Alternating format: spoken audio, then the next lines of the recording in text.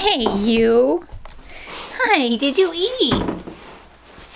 Did you eat, my little love bug? Hi, good boy. Yeah, you're a good boy. Hi, Smiles. I love you. I love you. Yeah. Did you eat? Mommy's gonna make this video and then take you for a walk, okay? Okay? I see you. Hi. You're a good boy. You're a very good boy. Hey guys, this is a little bit of a tough video to make, but it's one that I have been knowing that I need to make, but also dreading it at the same time. I have a bit of an update, a life-changing update for you, and I'm sure most of you already know what this video is going to be about if you follow me on social media.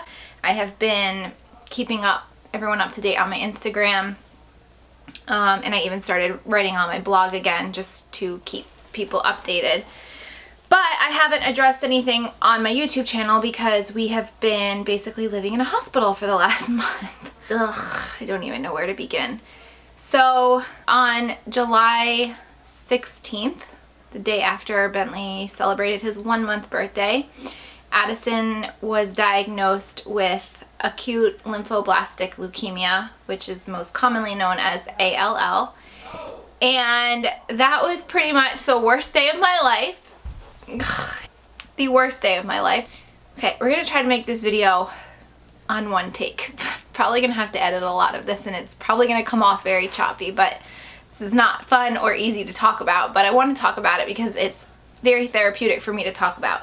So I will leave my blog below. It goes into more detail about everything, and it's been keeping and I've been keeping updates. It's kind of been like my journal throughout this whole thing.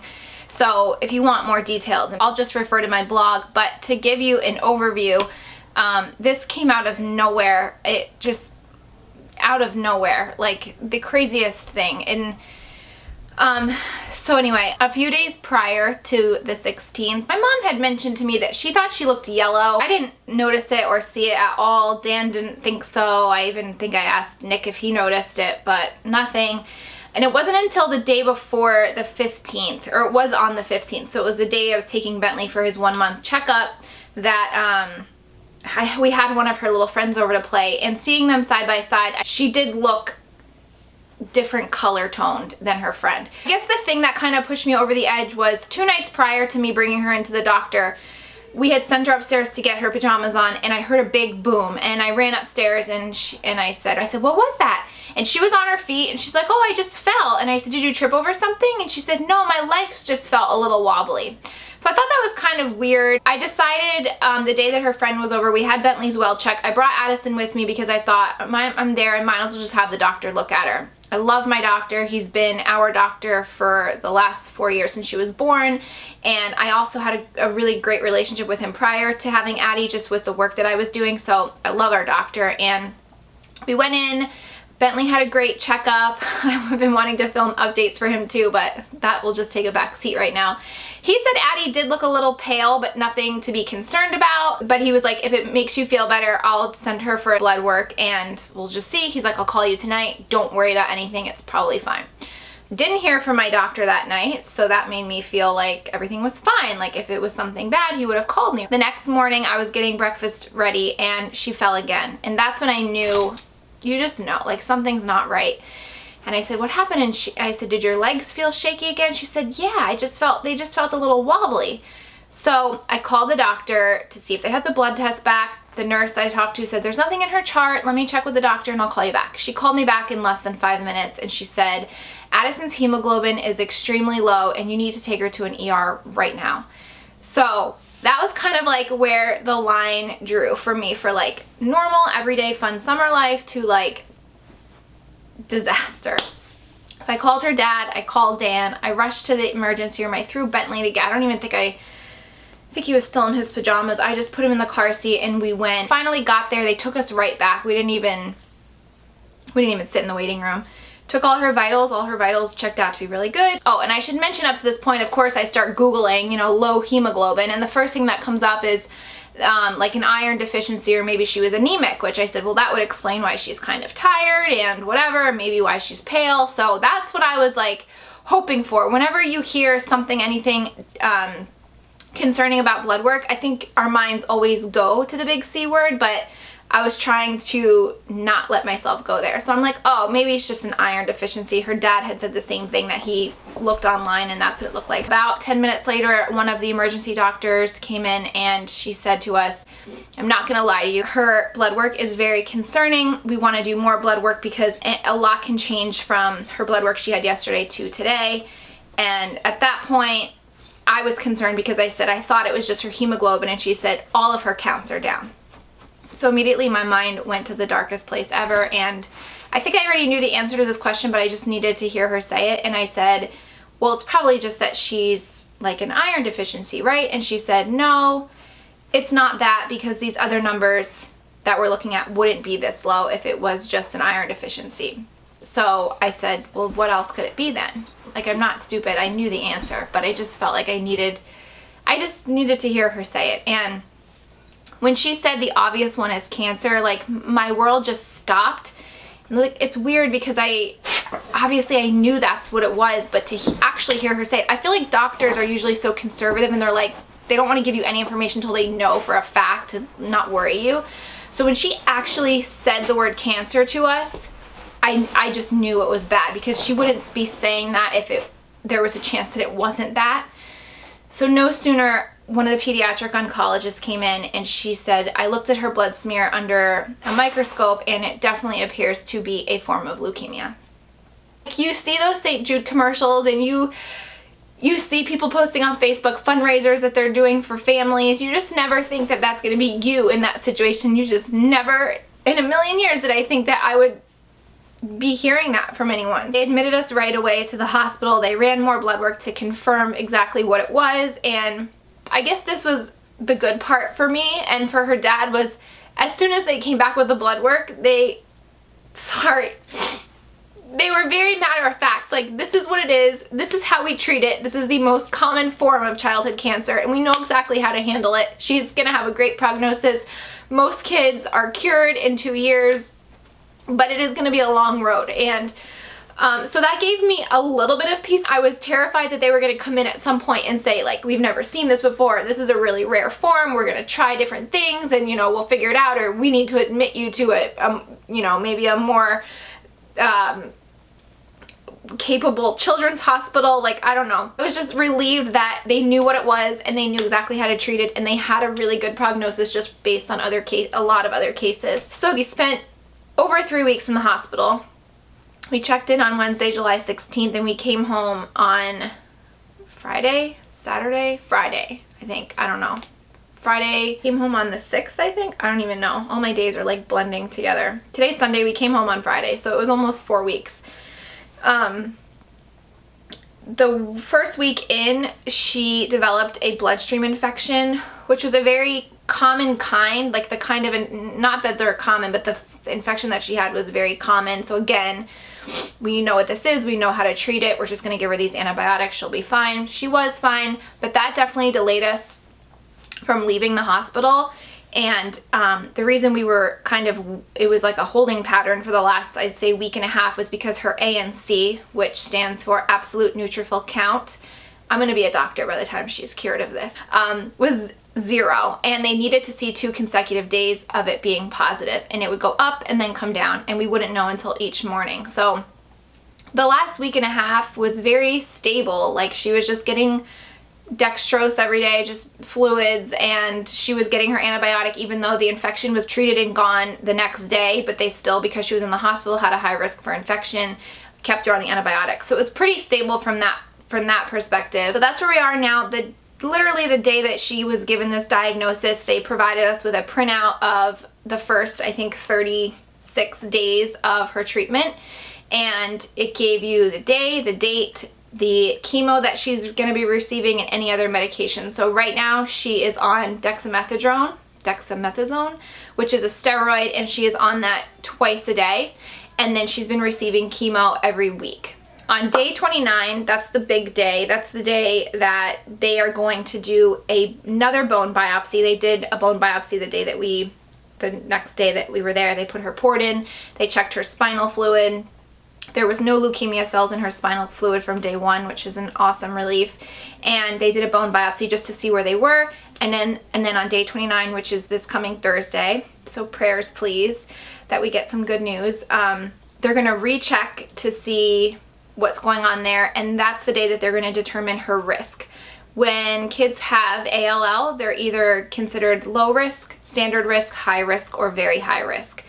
On day 8, they did a spinal tap and checked her blood from her bone marrow. They checked her bone marrow with a blood test somehow, and there was only 0.06% leukemia cells still in her bone marrow, which the doctors were really happy with. They said this is a great sign that the treatment is working.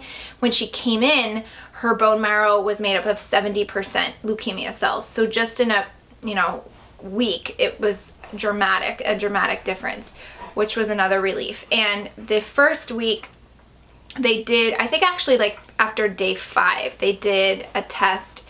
And maybe it was even day 3, I don't remember. They did a test, and it showed that there was 0 leukemia cells found in her blood. So that was a major sigh of relief. So we're just waiting. They're going to determine her risk. Once they determine what risk factor she is, they're going to roll out a whole new protocol. They're going to give us a whole new calendar, if you will, of the dates and the medications and the treatment. And the thing is, it could be worse. We keep saying it could be so much worse. It could be some rare form that they're not comfortable treating, that they're trialing all these different treatments for, but they know exactly what this is. They know how to handle it. Most kids by day 29 do go into remission, and my question to the doctor was, if she goes into remission, why are we still doing this for 2 years? Because they told us from day 1 that we could expect this to be cured after 2 years and 3 months, to the day they have it down.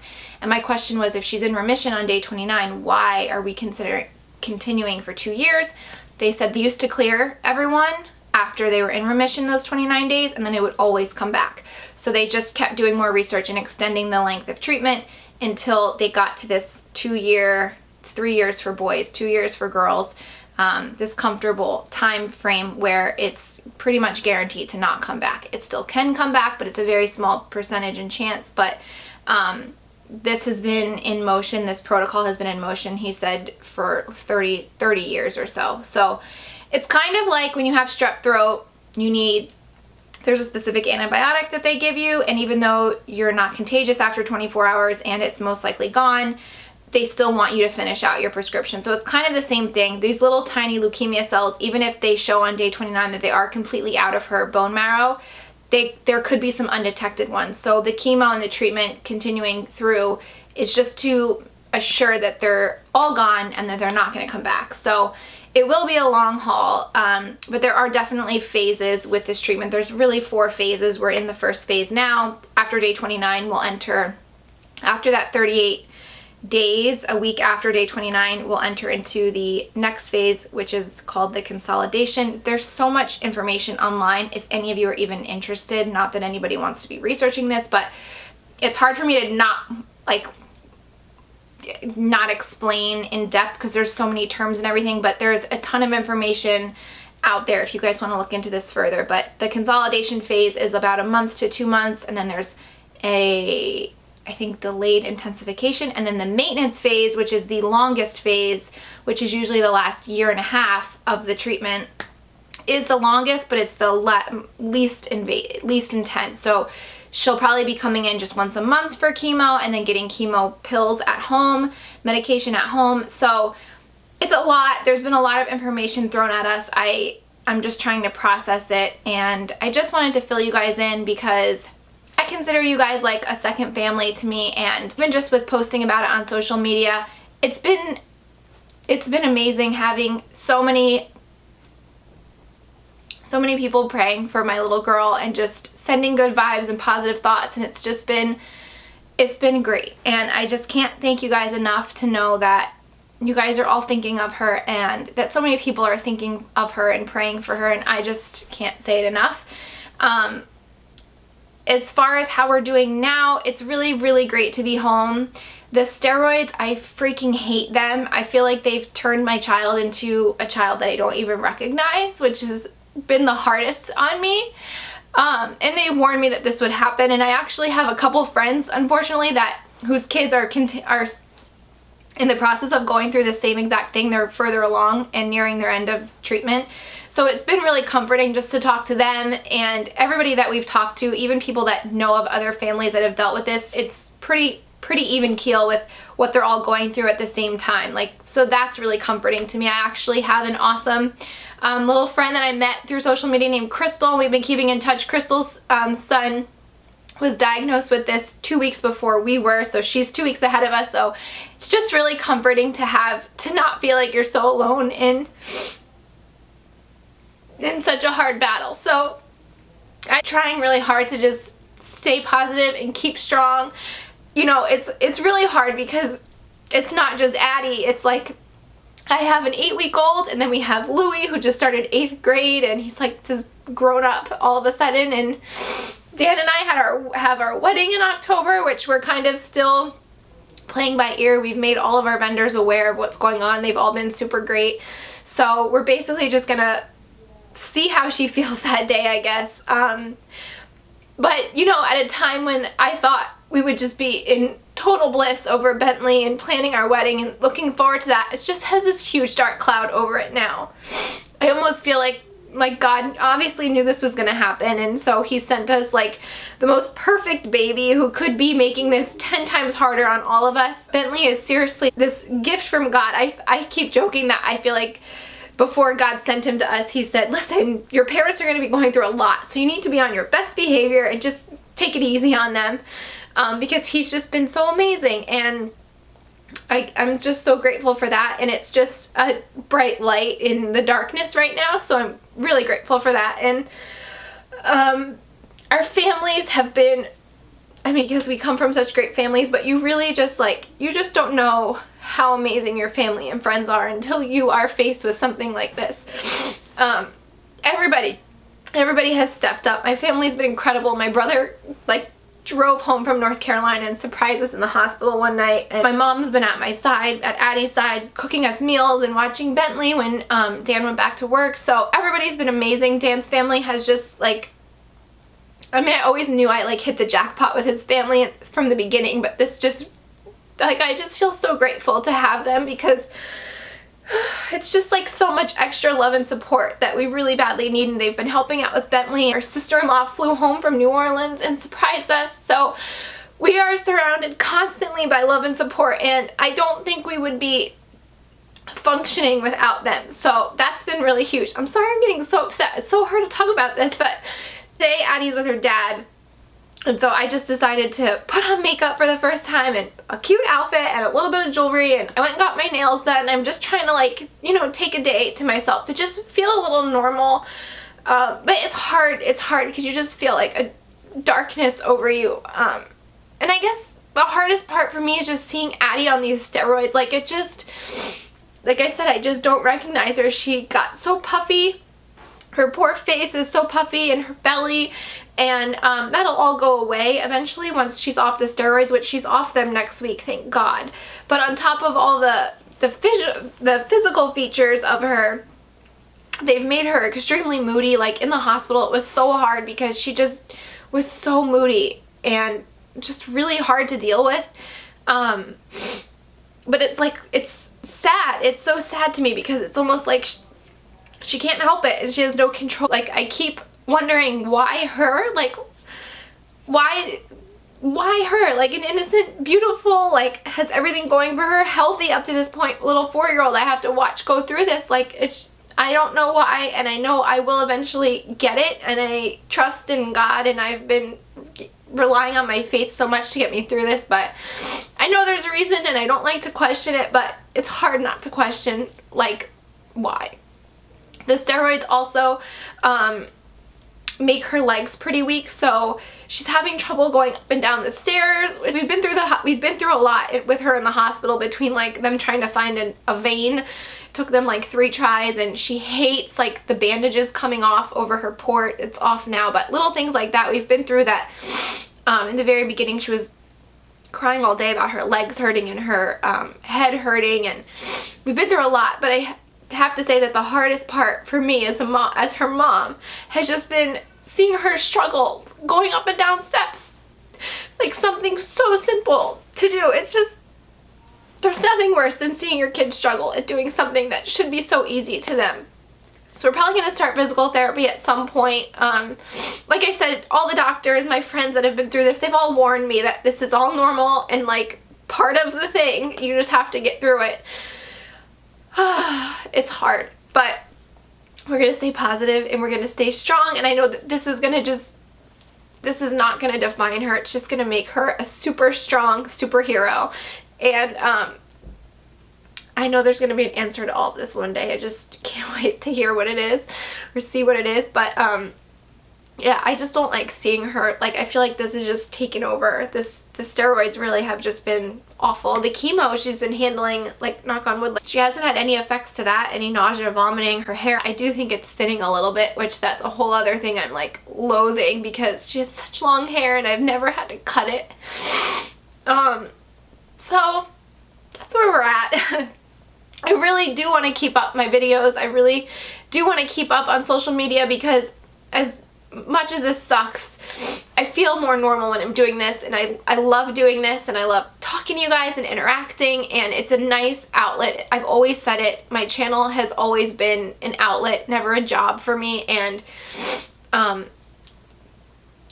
more grateful than ever to have it and to have all of you guys. So I do want to keep up with all of that. I do feel like I need it just for feel normal, and it's, you know, I don't want to let this ruin every single one of my days. Like I said, we have a brand new baby that is, you know, it's just two extremes, and another little kiddo at home. So it's hard, but we're managing. Dan's been my rock, which I really, there's just nobody else I would rather be going through such a hard time with, because I just feel like we can handle it together and everything's gonna be fine. He just makes me feel like everything's gonna be fine. So I know everything will be fine. I just wanted to fill you guys in. Like I said, I'd love to keep up my schedule, but I don't know how much that's gonna work.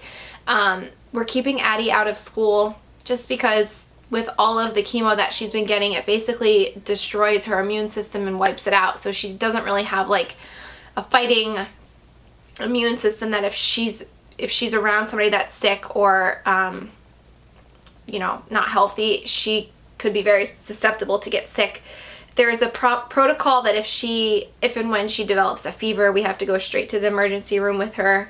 There's a whole protocol that they'll follow. So for right now, we're just going to be homebound for most days. I'm not comfortable taking her anywhere right now, at least. And you know, in the very beginning, I was even kind of nervous just to leave the hospital because you're just like, you know, in this world exposed to so many germs. But so yeah, it's weird. It's almost like the fear of fever and infection takes over the fear of the leukemia, because I feel like they have the leukemia handled and it's working. The treatment's working, but then there's this always like, well, what if she gets sick? What if she gets sick? So that's why we decided to keep her out of school. I think we are going to still let her do dance if she wants to, just because, you know, she really misses her friends and she thrives around her friends, and I don't want to not have her have that. But for right now, in the very beginning, we're just going to stay homebound. And so getting back to my point, I don't know how active my channel will be. I would love to think that I could keep up my video schedule, but now you'll know why. And I don't plan on going anywhere.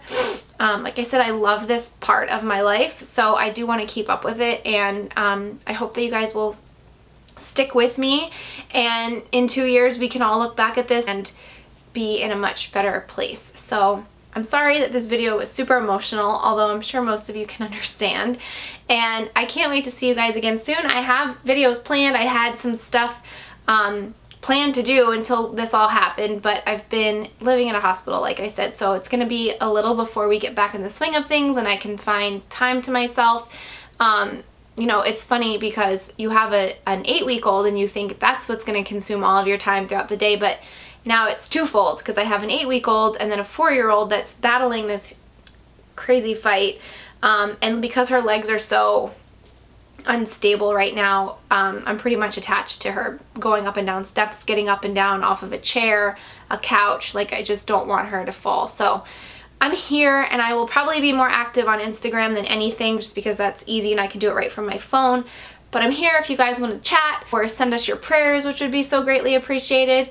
But I'm not going anywhere. I just wanted to fill you guys in, and thank you for all of your prayers and support that you've sent me already. I know I'll get even more overwhelmed and bombarded when you guys see this video. So I love you so much, and I'm grateful for you, and I hope that you guys will stick with me, and hopefully I will see you very soon.